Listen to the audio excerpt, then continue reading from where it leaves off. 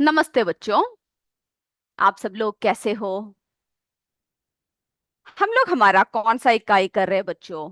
जीवों में श्वसन, है ना? कौन सा है? जीवों में श्वसन, जो हमारा इकाई 8 है।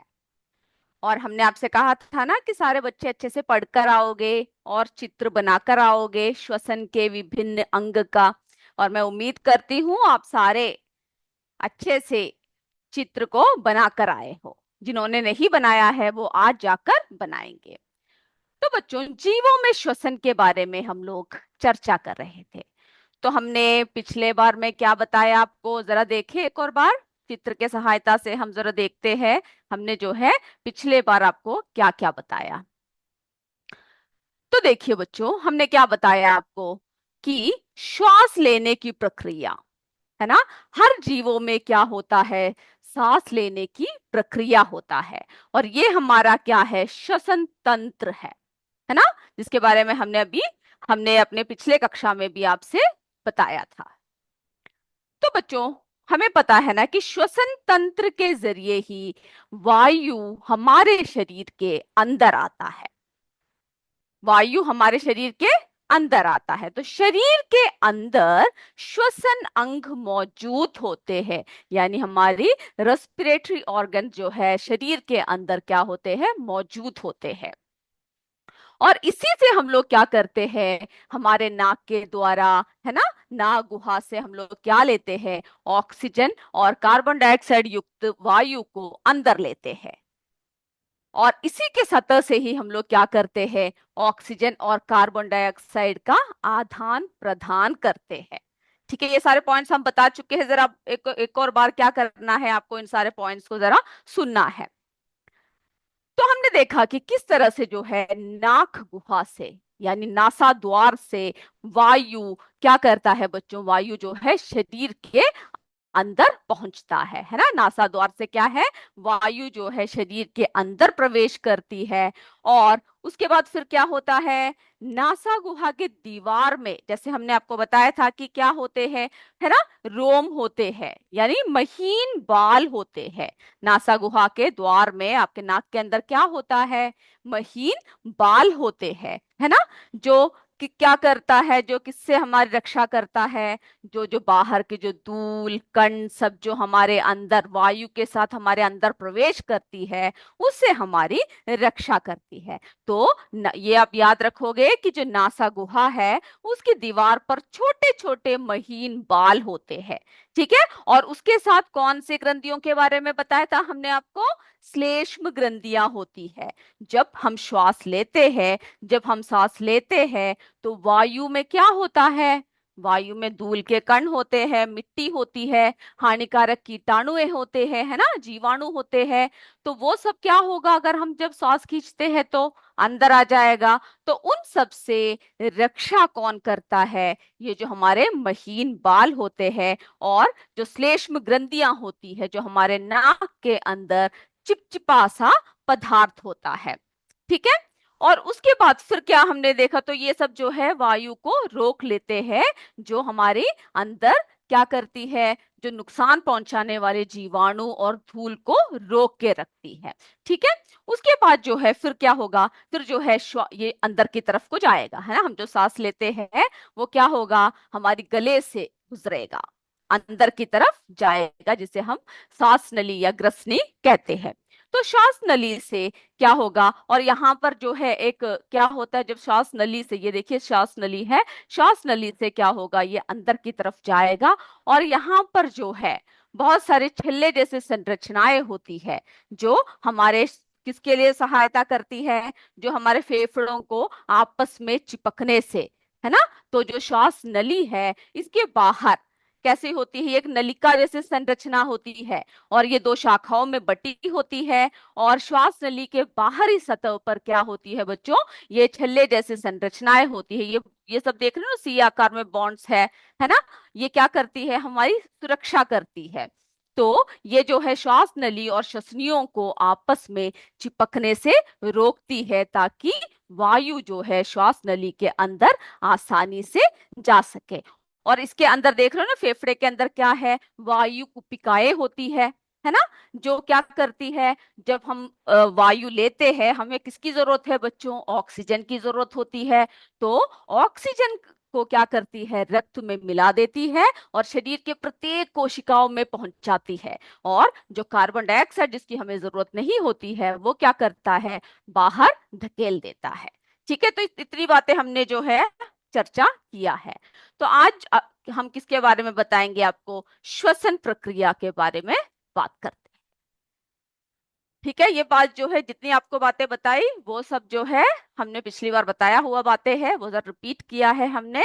तो आप क्या करोगे, उस श्वसन तंत्र को आप अच्छे से बनाओगे भी और सभी को नामांकित करोगे। ठीक है बच्चों, तो श्वसन प्रक्रिया, आज हम किसके बारे में बात कर रहे हैं, श्वसन प्रक्रिया के बारे में बात कर रहे हैं कि क्या होता है श्वसन प्रक्रिया।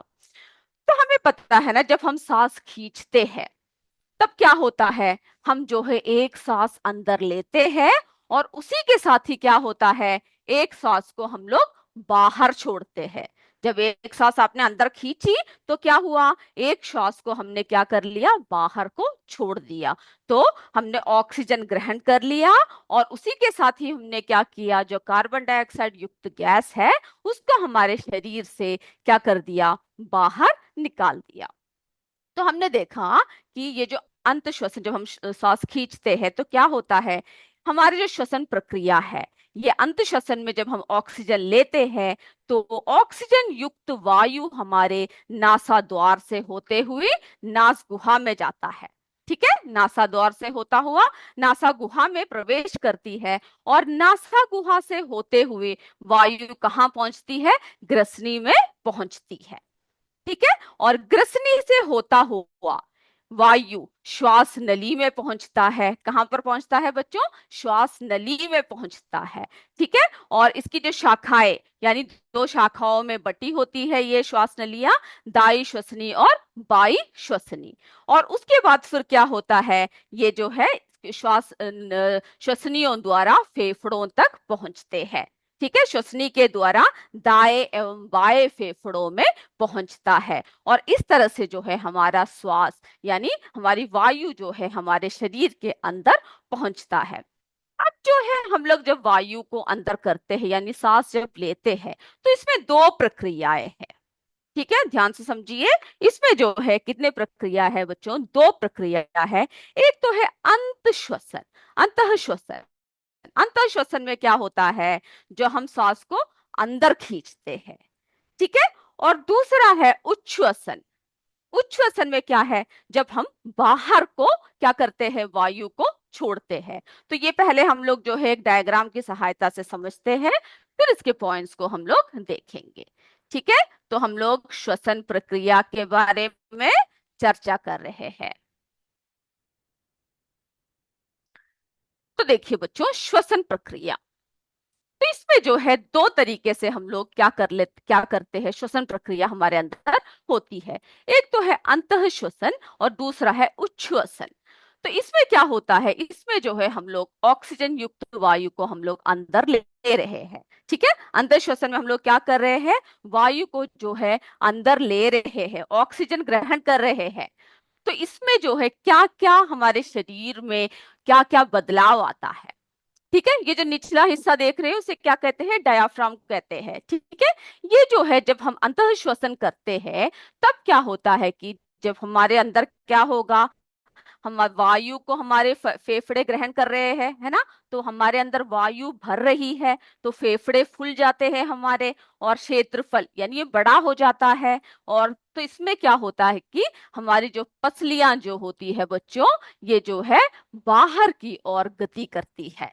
ठीक है, पसलियां क्या करती है, बाहर की ओर गति करती है और इसमें जो है वायु अंदर आती है। चलिए, किसी ने हैंड रेस कर रखा है, जो भी डाउट हो, कोई भी बात हो तो आप क्या कीजिएगा, टाइप कर लीजिएगा। ठीक है, उसी से हमें समझ में आएगा। अब जो है ये दूसरी प्रक्रिया देखिए, ये है उच्छ्वसन। इसमें क्या होता है, इसमें जो है हम लोग जब कार्बन डाइऑक्साइड युक्त यानी हमने इस पहले क्या किया, अंतःश्वसन में वायु को ग्रहण कर लिया। अब उच्छ्वसन में क्या है, हमें कार्बन डाइऑक्साइड युक्त वायु को बाहर को धकेलना है, क्योंकि उसे हमें हमारी जरूरत नहीं है। यानी हमें कार्बन डाइऑक्साइड की क्या है, हमारे शरीर के अंदर जरूरत नहीं है। तो तो हम लोग जो है उच्छ्वसन में क्या क्या फर्क आता है इसको हम लोग जरा देखते हैं। ठीक है, उच्छ्वसन में जो है क्या क्या बदलाव आता है। इसमें जो है जब हम श्वास बाहर को छोड़ते हैं तो पसलियां देख रहे हो, ये क्या है, अंदर की ओर गति करती है। ठीक है, तो उसमें फेफड़े सिकुड़ जाते हैं। इसमें क्या हुआ, अंतःश्वसन में फेफड़े फूल गए, बड़े हो गए। और इसमें देखिए, इसमें क्या हुआ, उच्छ्वसन में क्या हुआ बच्चों, जो फेफड़े हैं, जो पसलियां हैं, वो जो क्या हुआ, अंदर की तरफ चला गया। ठीक है, अंदर की तरफ चला गया। और जो डायफ्राम है वो पूर्व स्थिति में आ गया, क्योंकि ये क्या कर रहा है, ऊपर की ओर धकेल रहा है। ठीक है, इसको जो है हम एक छोटा सा परीक्षण अभी आपको करके दिखाएंगे। पहले ये पॉइंट्स को एक और बार समझ लीजिए। ठीक है, हम लोग एक परीक्षण अभी आपको दिखाएंगे। तो मेरे बच्चों, हमने जो है श्वसन प्रक्रिया के बारे में बात कर रहे हैं। दो तरीके की प्रक्रिया के बारे में बताया। एक क्या है, अंतःश्वसन, और दूसरा है उच्छ्वसन। ठीक है, ये दोनों के बारे में हमने बात किया। और इसमें जो है क्या होता है, इसमें हम वायु को अंदर लेते हैं, यानी इनहेलेशन, यानी वायु को क्या कर रहे हैं, अंदर ले रहे हैं। ध्यान से देखिएगा, ठीक है, गलती नहीं करना। इसमें हम लोग क्या कर रहे हैं, वायु को अंदर ले रहे हैं, यानी हम ऑक्सीजन को ग्रहण कर रहे हैं।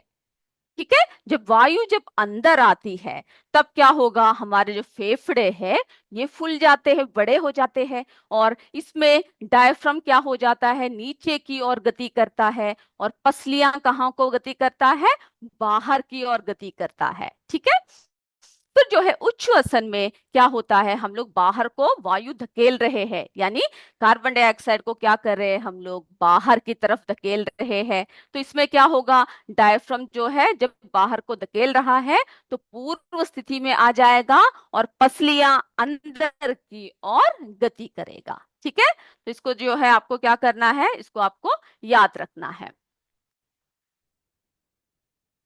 चलिए, मेरे बच्चों ने बहुत अच्छे से चित्र बनाकर भेजे हैं श्वसन तंत्र के।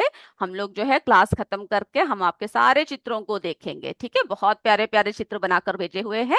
तो अभी हम लोग क्या करते हैं, इस प्रक्रिया को समझते हैं। और क्लास खत्म करने के बाद मैं आपके सारे चित्रों को देखूंगी। ठीक है, बहुत ही अच्छे तरीके से बना रखा है। और जिन्होंने नहीं बनाया है वो भी क्या करेंगे, इसको बना कर आएंगे।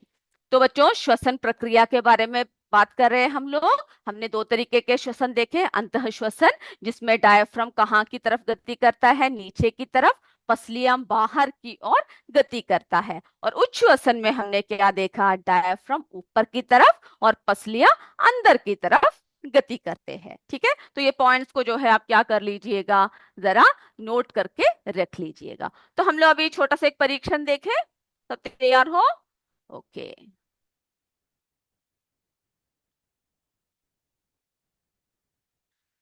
तो देखिए बच्चों, हम एक छोटा सा परीक्षण दिखाते हैं जिससे हम लोग क्या कर रहे हैं, एक बोतल, गुब्बारे, इन सब की सहायता से हम लोग क्या कर रहे हैं, इनहेलेशन एंड एक्सहेलेशन, यानी जो है हम लोग अंतःश्वसन और उच्छ्वसन के बारे में आपको दिखा रहे हैं कि कैसे करते हैं। तो सबसे पहले हमें इसके लिए क्या चाहिए, एक प्लास्टिक की बोतल चाहिए। ठीक है, उसको हमने क्या किया, इस ब्लेड से जो है उसको हमने काट दिया। ठीक है, ओके। अब हम लोग क्या करेंगे, यहाँ पर देख रहे हो एक ढक्कन रखा हुआ है, इसको हम क्या करेंगे, इसको जो है अच्छे से ढक के रख देंगे। ठीक है, एक छोटा सा छेद है इसमें, इसको जो है हम लोग टाइटली बंद कर देंगे। अब आप यहाँ पर एक देख रहे हो, एक परख, एक टेस्ट ट्यूब देख रहे हो ना, तो इससे क्या करेंगे हम लोग, इसमें जो है हम लोग, ये देखो दो गुब्बारे लगे हुए हैं, है ना, दो गुब्बारे हैं। तो हम लोग जो है इसको क्या करेंगे, इसको जो है हम लोग फेफड़े की तरह इस्तेमाल करेंगे। तो पहला गुब्बारे को हम लोग क्या करेंगे, इसके इस तरफ लगा देंगे। ठीक है, देखिए अब दूसरे गुब्बारे को क्या करेंगे, हम लोग जो है इस ट्यूब के दूसरी तरफ को हम लोग फिक्स कर देंगे। उसके बाद फिर हम क्या करने वाले हैं, इसको जो है हम लोग सीधा लेकर इसके बॉटल के अंदर रखने वाले हैं। ये हम लोग किसके बारे में दिखा रहे हैं आपको, श्वसन। ठीक है, किस तरह से हम लोग जो है जब अंदर को सांस खींचते हैं तो क्या होता है, और जब बाहर को जब छोड़ते हैं तब क्या होता है। और यहाँ पर एक रबर शीट देख रहे हो, ये किसका काम करेगा, डायफ्राम का काम करेगा। इसको हम लोग क्या करेंगे, इसमें लगा लेंगे। ठीक है, लगा लिया ना। अब हम लोग क्या करने वाले हैं, चलिए, अब हम लोग सबसे पहले क्या करेंगे, इसको जो है हम लोग क्या करेंगे, बाहर की तरफ खींचेंगे। ठीक है, तो क्या हुआ, आप क्या देख रहे हो, ये गुब्बारे फूल रहे हैं। तो ऐसे गुब्बारे ऐसे क्यों फूल रहे हैं, क्योंकि इस बॉटल में क्या हो गया, ज्यादा जगह घेर लिया है ना, और हमारे फेफड़े क्या हो गए, फूल गए। अब हम लोग क्या करेंगे, उच्छ्वसन के लिए क्या करेंगे, इसको जो है बाहर की तरफ धकेलेंगे। देखो, ऊपर की तरफ को उठा दिया और बाहर की तरफ धकेल दिया, तो इसमें क्या हो गए, हमारे जो है फेफड़े क्या हो गए, सिकुड़ गए, है ना। और जो स्पेस जो है क्या हो गया, वो कम हो गया, यानी उसकी जगह जो है कम हो गया। तो हमने क्या देखा, अंतः श्वसन देखा और उच्छ्वसन देखा। इसमें क्या हुआ, अंतः श्वसन में क्या होता है, ये देखिए, हमने जब बाहर की खींचा, यानी जब हवा जो है अंदर को आया, ठीक है, जब डायफ्राम को हमने नीचे की ओर खींचा, तब क्या हो गया, हवा जो है अंदर को आ गया, है ना। इसी वजह से हमारे जो है गुब्बारे क्या हो गए हैं, फूल गए हैं, है ना। तो यानी हमारी ऑक्सीजन युक्त वायु अंदर आ गया, और जो है हमारा क्या हो गया, हमारे फेफड़े जो है फूल गए। अब जो दूसरा देखिए, उच्छ्वसन में क्या किया, हमने क्या कर दिया, इसको जो है हमने ऊपर की तरफ को धकेल दिया, यानी जो हमारे कार्बन डाइऑक्साइड युक्त वायु है वो क्या हो गया, बाहर को चला गया, जिसकी वजह से क्या हो गया, ये देख रहे हो ना, ये क्या हो गया, ये सिकुड़ गया। तो बच्चों, जब हमने क्या देखा कि एक्सेलेशन में क्या हुआ है, जब बाहर की तरफ क्या होगा, लो प्रेशर होगा, तो अंदर की प्रेशर जो है क्या होगा, वो ज्यादा होगा। ठीक है, और इसमें हमने क्या देखा, इसमें जब डायफ्राम नीचे की तरफ खींचे, तो क्या होगा, एक प्रेशर होता है ना, जिसकी वजह से जो बाहरी जो हवा है वो हमारे अंदर प्रवेश करता है। O2 क्या है, यानी ऑक्सीजन हमारे अंदर प्रवेश करता है। ठीक है, तो इसके जरिए हमने क्या देखा, अंतःश्वसन और उच्छ्वसन के बारे में, इससे हमने क्या किया, इसके बारे में हमने बात किया।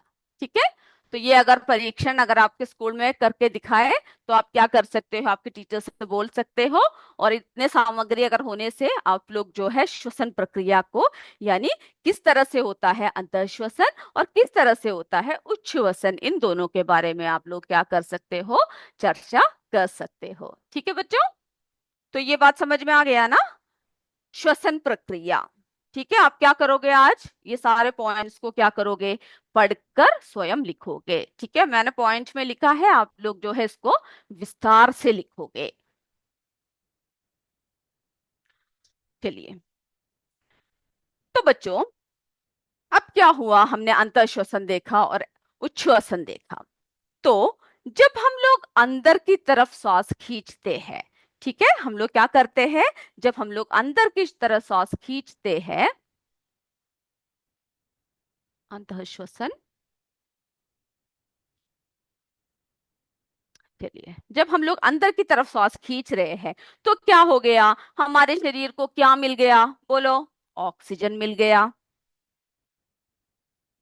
ऑक्सीजन, है ना। ऑक्सीजन युक्त वायु हमने क्या किया है, आगे आ गया अंदर की चलो। तरफ क्या लिया कर है। देंगे, ऑक्सीजन चलने युक्त लगा यार। वायु को हमने क्या किया, अंदर की तरफ ले लिया। ठीक है, श्वसन में क्या किया, अंतर श्वसन में ऑक्सीजन युक्त वायु को हमने लिया। तो जो ऑक्सीजन युक्त वायु है, ये क्या होगा, हमारी कोशिकाओं को इसकी जरूरत होती है ना। तो जो कोशिकाओं में उपस्थित ग्लूकोज को क्या करता है, ग्लूकोज को कार्बन डाइऑक्साइड एवं जल में विखंडित कर देता है। तो अंतर श्वसन में हमने ऑक्सीजन लिया, और ऑक्सीजन में क्या हुआ, हमारी कोशिकाओं में क्या उपस्थित है, कोशिकाओं में, ठीक है, जब हमने इसको अंदर लिया तब क्या हुआ, कोशिकाओं में, हमारे कोशिकाओं में उपस्थित क्या उपस्थित है, ग्लूकोज, है ना, जिससे हमें क्या मिलता है बच्चों, एनर्जी मिलती है ना, ताकत मिलती है, कार्य करने की ऊर्जा मिलती है। तो ग्लूकोज को क्या कर दिया, किस में बदल दिया, ग्लूकोज को कार्बन डाइऑक्साइड,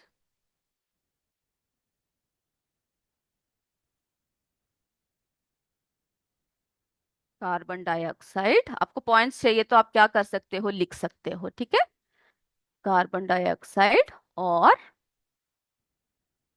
किसमें बदल दिया, एवं जल में। ठीक है। एवं जल में क्या कर दिया, विखंडित कर दिया, जिसकी वजह से क्या रिलीज हुई, हमारे शरीर को क्या मिली बच्चों, ऊर्जा मिली। ठीक है, जिसकी वजह से हमारे शरीर को क्या मिला, ऊर्जा मिल गया। तो जब हमने अंतर श्वसन में क्या कर दिया, हमने जो है ऑक्सीजन, हमें ऑक्सीजन मिला, जिसकी वजह से हमें क्या चाहिए, हमें कार्य करने की क्षमता होती है, ऊर्जा हमारे शरीर को मिलती है ना। तो अंतः श्वसन में हमने ऑक्सीजन लिया, और ऑक्सीजन ऑक्सीजन जो है कोशिकाओं में उपस्थित है ना, जो ग्लूकोज को क्या कर दिया, कार्बन डाइऑक्साइड एवं जल में विखंडित कर दिया, और जिससे ऊर्जा मिली। और हमारे शरीर को, यानी हमारे शरीर को कार्य करने के लिए हमें किसकी जरूरत होती है, बोलो, ऊर्जा की जरूरत होती है। चलो, मेरे बच्चों ने अंतः श्वसन और उच्च श्वसन के भी डायग्राम्स बना रखे हैं, बहुत अच्छा है ना, आपने वो सारे डायग्राम्स बना रखे हैं। चलिए, दीक्षा ने भेज रखा है डायग्राम, और भी बच्चों ने भेजे हुए हैं। वो सब जो है हम लोग क्या करेंगे, क्लास के बाद आपको आपके सारे डायग्राम्स को हम लोग, सारे चित्रों को हम लोग ध्यान से देखते हैं, ठीक है, ओके गुड। तो बच्चों, तो इससे क्या हुआ, ऊर्जा रिलीज हो गई, है ना। तो हमें जब ऊर्जा मिली, उसका उपयोग हम लोग जो है, हम किसके लिए करते हैं, हमारे जैविक क्रियाओं के लिए करते हैं ना। जैसे कि पाचन की क्रिया हो, श्वसन क्रिया हो, उत्सर्जन क्रिया हो, इन सब के लिए हमें किसकी जरूरत पड़ती है, ऊर्जा की जरूरत पड़ती है। और इसी ऊर्जा की वजह से ही हम लोग क्या कर सकते हैं, हमारे दैनिक कार्य को, यानी हमारी रोज की जिंदगी में जो भी कार्य करते हैं, उन सब के लिए हमें ऊर्जा की जरूरत होती है।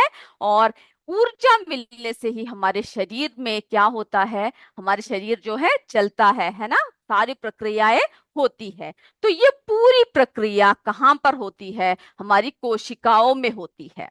कहाँ पर होती है, कोशिकाओं में होती है।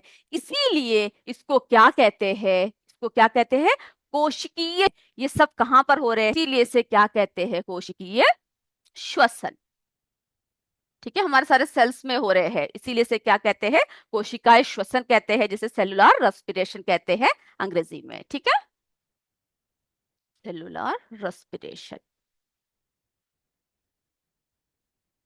तो यहां तक जितनी बातें बताई, सब क्लियर है ना आपको, सभी को समझ में आ गया जो जो बातें अभी तक बताई गई है। ओके,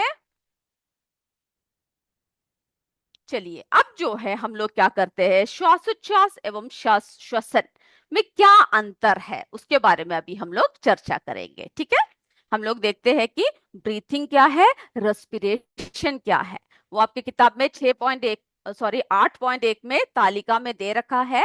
तो आपको क्या करना है, उसको पढ़कर लिखना है। अभी आप क्या करोगे, पॉइंट्स को सिर्फ समझोगे, क्योंकि वो डिटेल में आपके किताब में दे रखा है। ठीक है, तालिकाओं में दे रखा है।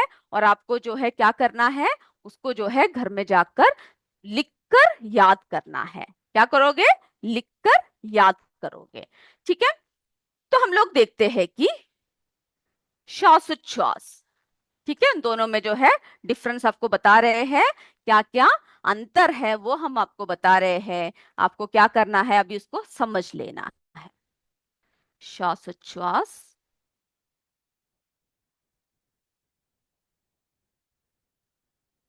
ठीक है, श्वासोच्छ्वास, जिसको हम लोग क्या कहते हैं, ब्रीथिंग कहते हैं।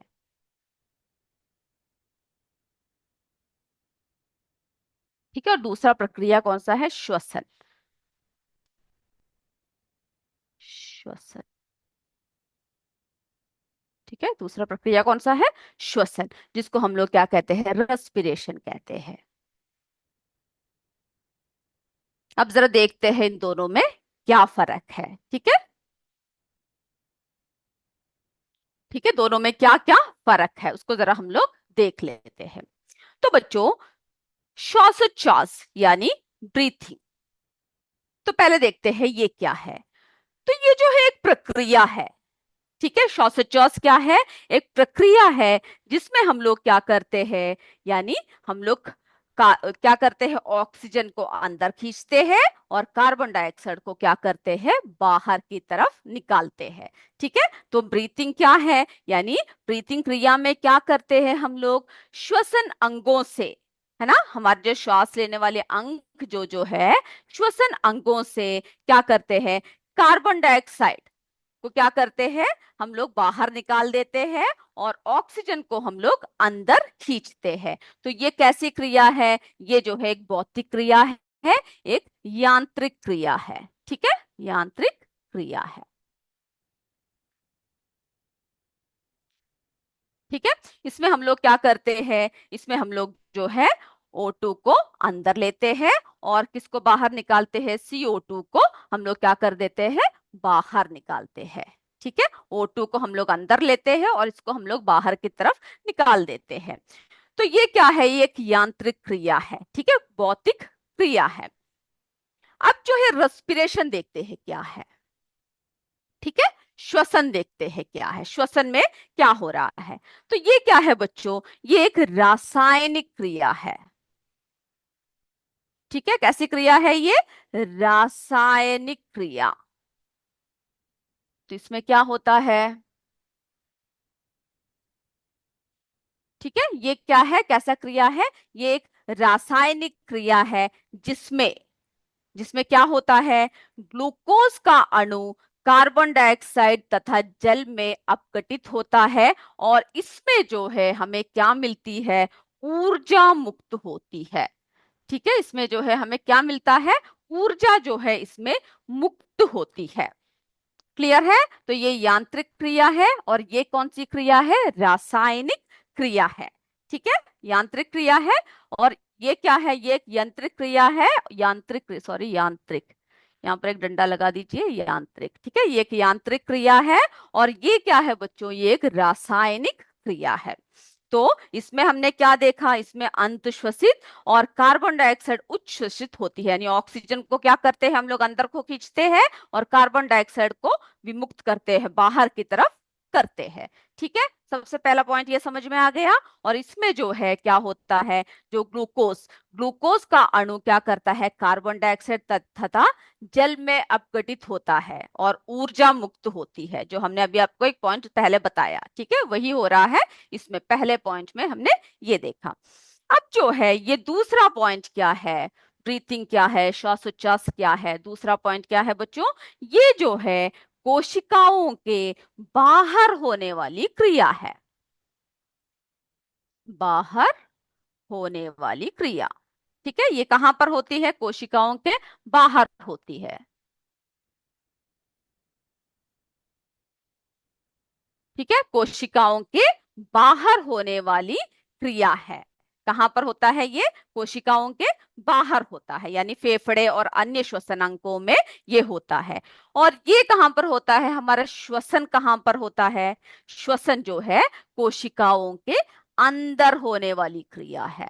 ठीक है, इसको जो है अभी समझना काफी है क्योंकि बुक में जो है अच्छे से डिटेल में आपको दे रखा है, अभी सिर्फ समझिए आप। तो ये क्या होता है बच्चों, ये कोशिकाओं के अंदर होने वाली क्रिया है, इसीलिए इसको क्या कहते हैं, इसे जो है कोशिकीय श्वसन, हमने बताया ना सेलुलर रेस्पिरेशन कहते हैं, तो इसे क्या कहते हैं, कोशिकीय श्वसन। ठीक है, कोशिकीय श्वसन कहते हैं। तो इसे हम लोग क्या कहते हैं, कोशिकीय श्वसन कहते हैं। ये शरीर के, ये क्या होता है, ये बाहरी क्रिया है, ये कोशिकाओं के बाहर होने वाली क्रिया है। और श्वसन जो है कोशिकाओं के अंदर होने वाली क्रिया है, इसीलिए इसे कोशिकीय श्वसन कहते हैं। अब तीसरा पॉइंट देखें क्या है, कौन सा है तीसरा पॉइंट, चलिए जो तीसरा पॉइंट है, तीसरे पॉइंट में हम क्या देख रहे हैं, तीसरा पॉइंट, इस क्रिया में क्या होता है, ऊर्जा खर्च होता है। ऊर्जा जो है इस क्रिया में क्या होता है, खर्च होता है। ठीक है, ऊर्जा जो है इस क्रिया में क्या होता है, खर्च होता है, यानी श्वासोच्छ्वास यानी ब्रीथिंग में क्या होता है, ये क्रिया श्वसन अंगों से जो हमारे कार्बन डाइऑक्साइड है और जलवाष्प है, ये कहाँ चला जाता है, वापस वातावरण में चला जाता है। ठीक है, इसमें ऊर्जा क्यों खर्च होती है, क्योंकि जो हम लोग जो ब्रीथिंग करते हैं उसमें क्या होता है, जो कार्बन डाइऑक्साइड और जल वाष्प जो हमारे शरीर के अंदर आता है उसको वो क्या करते हैं हम लोग बाहर की तरफ ही छोड़ देते हैं। तो इसमें क्या है, ऊर्जा खर्च हो जाता है। और इसमें देखिए इसमें क्या होता है, इस क्रिया में ऊर्जा क्या होता है, मुक्त होती है। ठीक है, ऊर्जा क्या होता है बच्चों, मुक्त होता है। ठीक है, इसमें ऊर्जा मुक्त होता है। और जो श्वासोच्छ्वास है उसमें ऊर्जा जो है क्या होता है, खर्च होता है। तो ऊर्जा कैसे मुक्त होता है, जो हम लोग क्या करते हैं श्वसन में, कार्बन डाइऑक्साइड और जल वाष्प इसमें बनती है। ठीक है, जब हमारा रेस्पिरेशन होता है तो इसमें जो है कार्बन डाइऑक्साइड और जल वाष्प बनती है और ऊर्जा मुक्त हो जाता है। तो अगर आपसे कोई इसके जो डिफरेंसेस यानी इसके जो है क्या पूछा जाए अगर आपसे कि क्या अंतर है श्वासोच्छ्वास में और श्वसन में, क्या अंतर है अगर ये पूछा जाए, तो आप क्या करोगे, इन सारे पॉइंट्स को आप जो है लिखकर पढ़ोगे। ठीक है, कि इसमें ये कैसा क्रिया है, यांत्रिक क्रिया है, दूसरा रासायनिक क्रिया है ना। और इसमें जो है O2 को अंदर लेते हैं, CO2 को यानी कार्बन डाइऑक्साइड को बाहर निकाल देते हैं, है ना। और इसमें जो है बाहर बाहर होने वाली क्रिया है, ये अंदर होने वाली क्रिया है, कोशिकीय श्वसन कहते हैं श्वसन को। और ऊर्जा खर्च होता है श्वासोच्छ्वास में, और इसमें क्या होता है, ऊर्जा मुक्त होता है। तो ये सारे पॉइंट्स को आप लिखकर याद कर कर आओगे। तो मेरे बच्चों, आज जो जो हमने लिया, मैं उम्मीद करती हूँ वो सारी बातें आपको क्लियर है। तो हम लोग अगली कक्षा में फिर मिलेंगे। और तब तक, और आपके सारे डायग्राम्स मैं अभी बैठ के देखूंगी, बहुत अच्छे से बना रखा है। तो मेरे बच्चों, अगले कक्षा में हम फिर मिलते हैं। तब तक जय विद्या शक्ति, जय हिंद, जय भारत। धन्यवाद मेरे बच्चों।